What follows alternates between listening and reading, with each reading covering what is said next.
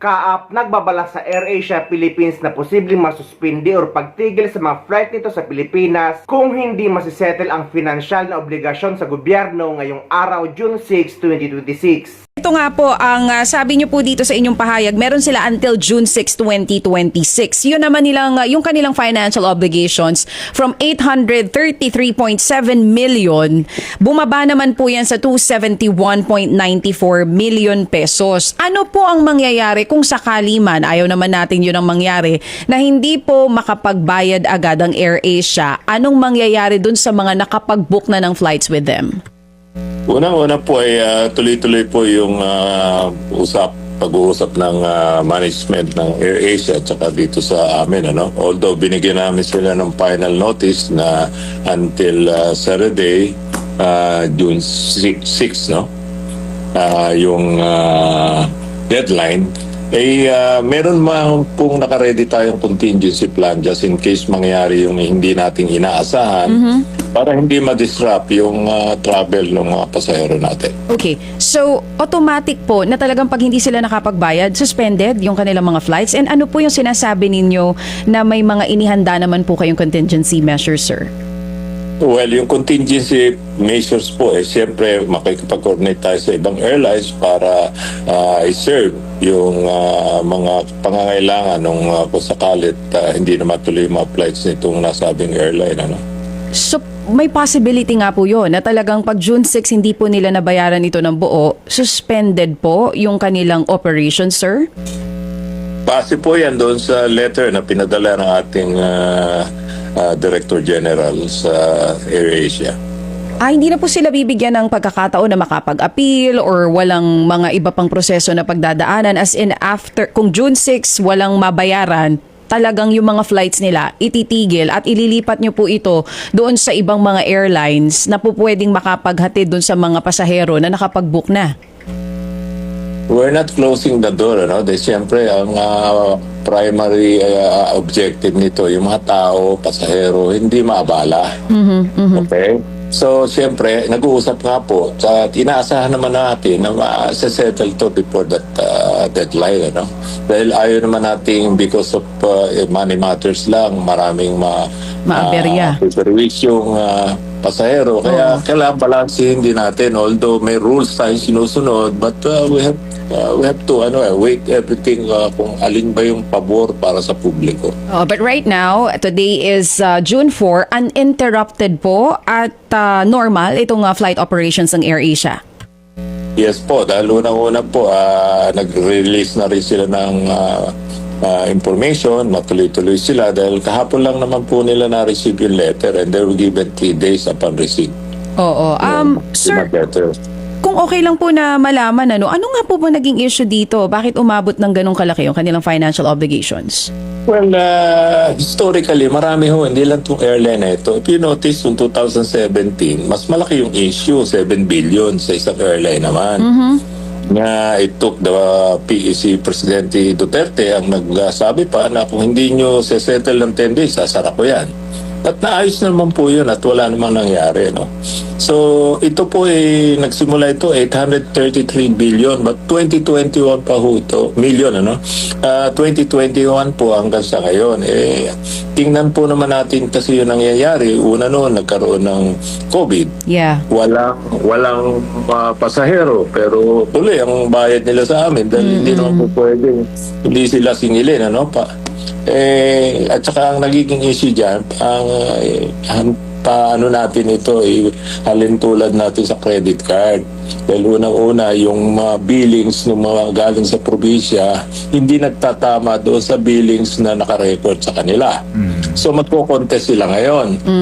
Ang nagiging issue, magbabayad sila partial because parang credit card. Kung hindi ka magbayad, putol ka. So at least unti-unti. Hanggang sa finally, na-resolve na 200 plus na lang at pina-aprobahan sa board. Kaya yun ang base ng letter na pinadala. Yung binabanggit niyo po nung before, it's because of the pandemic. Ito pong issue with AirAsia ngayon, naka-apekto po ba yung taas ng presyo ng fuel kung ba't nahihirapan din sila na makabayad? May effect po yun? lahat po ng airlines may problemang ganyan. Okay, oo. And sir, ang malinaw lang dito, kung sakali man wag nga sana na on June 6, kung hindi magkasundo, may plano ang KAA para sa mga pasahero na nakapag-book ng flights. Yun ang sure. Tama po, dahil unang-una, hindi naman po kami pwedeng bumali doon sa order at batas po yun, ano? So, gumawa kami ng contingency plan para at least affected yung mga pasahero dahil ang kawawa rito yung pasahero. Oo. Nakipag-ugnayan na po ba kayo sa AirAsia kung nag-aabiso na sila as early as now doon sa kanilang mga pasahero na posibleng maapektuhan ng flights? Hindi ko po alam, pero sa ngayon po, ang pagkakaalam ko, nag-communicate sila rin sa CAAP management kaya inaayos nila yung issue. Opo, kumbaga dito po, ang prinsipyo, meron kayong dapat na bayaran, maaari meron kayong mga contest kung magkano ito, pero importante, bayaran nyo. Yun po yun. No? Yan ang issue ho dito. Bayaran ninyo, hango doon sa legal na komputasyon na tinatanggap po naman ng airline. So meron lang po itong mga due date, ika nga po, Director. Okay. Kumusta na po itong air asset si Zaldico, sir? Well, so but po, pareho pa rin po, nandito po yung mga related sa kumpanya niya, nandito naman po lahat yun. Yung pong tatlo, andun pa rin po at binabantay naman namin yan dahil may freeze order yan, yung isa sa Singapore, yung jet at dalawa dyan sa Malaysia. Ito po nandito, sir. Can you refresh us? Ano pong mga air assets po ito, sir? Actually, hindi ho direktang nakalagay sa pangalan niya ito dahil kumpanya po, nakasama siya doon sa korporasyon. Opo, ito ho'y mga helicopter ho ba, aeroplano? Helicopter po at saka may isa o dalawa yatang maliit na aeroplano. Opo, ito ho ba yung Gulfstream o ano lang ho ito? Mas mababang klase? Mababa po ito. Ang nando sa Singapore po yata yung Gulfstream. Yun yung pinakamahal. Alright, so ito pong tatlo na air assets dito, frozen din po ito, meaning hindi maaari po nilang gamitin. Ay, yung nandito po, wala. Hindi ho na ginagamit. Naka-park lang ho doon sa mga hangars at identify naman po namin yung areas. Yung pong naandoon sa Malaysia at Singapore, hindi rin po ginagamit. Hindi po at may order po yun. Sino nagbabayad ng parking fee? Yan po ang hindi ko masagot sa inyo dahil galing ho, hindi ho sa amin napag-utusan lang po kami na i-monitor at bantayan yan Pero di ho ba kung sa Singapore tsaka sa Malaysia ito, nasa ang airport ito, saang hangar? Meron po, nakalagay po doon sa official information.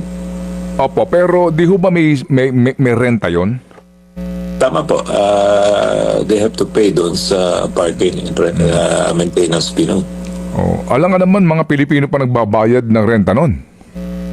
Hindi ko po, ayun nga po sir, hindi ko masagot dahil una-una hindi po sa amin galing yung order. Napag-utusan lang po kami na preserve, maintain, bantayan yung mga air asset na under freeze order. Oo, kayo napag-utusan lang nino. Doon po sa yung pong nag-imbestiga doon sa flood control. Yan ba Hindi ko lang na-recall. AMLAC ba yan o Ombudsman? AMLAC ko ata. Hindi ako sir sure dahil medyo matagal na to, nakalimutan ko na. Opo, pero kami hindi namin nakakalimutan ito, no? Itong isyong ito ng flood control scandal at itong alleged ill-gotten wealth po ni Zaldico and his family. Itong nandito ngayon sa Pilipinas, ang hangar ito? Marami ho iba-ibang lugar yung nakapark but monitor ho yan at hindi ho talaga po pwede makalabas yan. Unang-una, cancel na yung permit. Dahil mag-a-apply sila, kung lilipad sila, mag-a-apply sila sa CAAP ng flight plan. Oo. Hindi ho sila i-allow, kaya yun, nandun lang po yung air assets. Ayun. So, kumbaga, nakatenga lang ito, hindi ito pwedeng ibenta, hindi pwedeng ilipad. So, yung declared na owner nitong kumpanya, bahala sila sa buhay nila to maintain pa rin yun. Kung gagalawin o hindi. Ganun po. Tama po. Alright. Again, to repeat, sir, ang nandito po ngayon sa Pilipinas ay 2 helicopter, 1 eroplano. No po, ang isang eroplano po ay nasa Singapore, yung sinabi nyo kanina, at 2 helicopter dyan sa Malaysia. All the rest, so, if I'm not mistaken, mga 7 o 8 yun na air assets, but hindi direktang nakapangalan sa kanya, but Oo. konektado ro sa mga kumpanya. Ito yung nandito sa Pilipinas. Ayun, opo, para humas klaro. O sige, so kami po ay muli makikibalita, Director, kasi nga po, sabi nga ninyo, matagal na itong isyong ito, higit na po 1 taon, pero ika nga po natin, huwag natin kakaligtaan po ang patuloy na paghahanap po ng hustisya at katarungan ng ating mga kababayan. Salamat po, Director. Yung sinasabi ng taga-kaap na nung si PRRD pa ang presidente, ay isang salita lang talaga niya ay nagbayad talaga ng tax or ng bilyong-bilyong tax ang Philippine Airlines at ang isang tobacco company. Sana sa AirAsia ay masettle nila ang kanilang issue para wala namang mga pasahero maapektuhan at makancel ang mga flight, lalo na yung mga OFW na pauwi sa Pilipinas na nakapag-book na sa AirAsia.